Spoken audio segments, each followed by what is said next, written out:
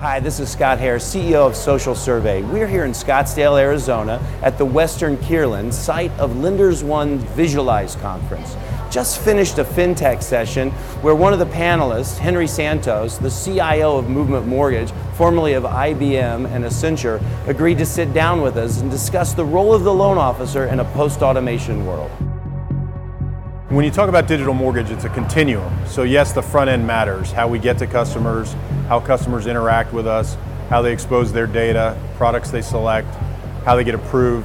But the back end of the process, how we actually process their transaction to its completion and deliver that data into the secondary market is equally as if not more important. And it seems the market's been heavily focused on the shiny front end because it very much resembles other applications on our phone that we use to buy things like Amazon, other utilities that we're used to getting off of our phone. But the reality is 80% of the process is really happening back in what we call our factory. So we're laser focused on trying to figure out how to drive that cost way down and make that experience way more transparent for the borrower, because that's what they're going to remember. They don't remember how they applied, but they remember how the story ended before the closing.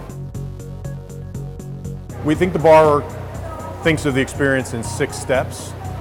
What did it feel like to apply? Did I pick the right product for me, and did you help me pick the right product? Did I get an instantaneous approval? How hard was it to get approved?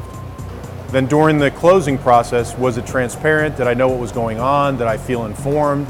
Was I emotional or anxious during the transaction? Did I have human contact when I needed it, but not only rely on human contact?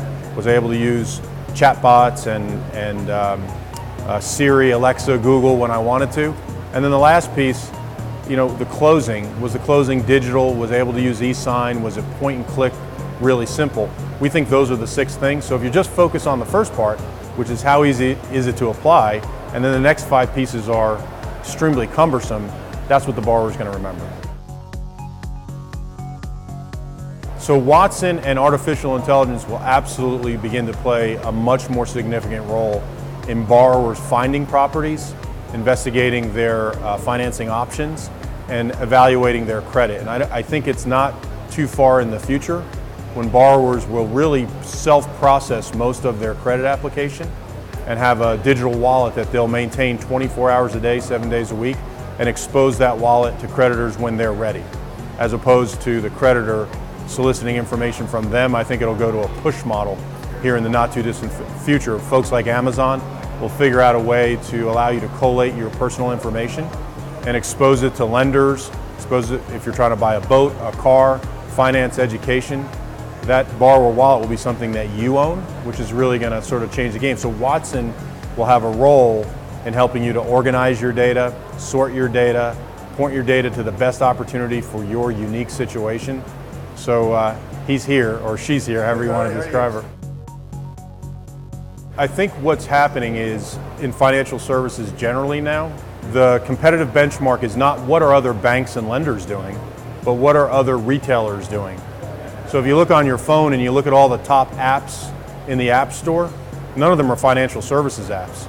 Uber as an example. So I think what's changing is we have to realize the consumer doesn't rate our performance or our experience against their bank. They rate it against the coolest app on their phone, and that's now the new benchmark. I think regulation will definitely slow down how creative and innovative and how fast we can adopt very cutting edge technologies, because there's a validation process the regulators require. But I also think RegTech will be the fastest adopter of Watson technologies, even more than retail. And what I mean by that is Watson can digest 3,000 law briefs and 50,000 regulations in a nanosecond, which a compliance auditor cannot. Everyone's talking about the role going by the wayside. I think the role becomes much more important. They become a financial advisor. They have more content at their disposal. Today, loan officers don't do as much pre-shopping and coaching and counseling. They're very focused on the transaction. With modern technology, they're going to be able to guide the borrower through the entire dreaming phase, self-preparation phase, obviously the transaction, which is their core job, but then even post-transaction with technology, they're going to be able to provide content about where do I find a school? How do I save for college now? When do I have enough equity to upgrade? How does this impact my cash flow? Where do I get green technologies for my utilities? Loan officer is going to become much more of a trusted advisor, not just a transaction junkie. I would build a self-provisioning wallet where consumers can aggregate their own source data. So they can go get their tax returns digitally, they can get their income, assets, and I would blockchain that data and create a company that sells tokens to personal borrower data on demand. If I had the money, that's where I would put it.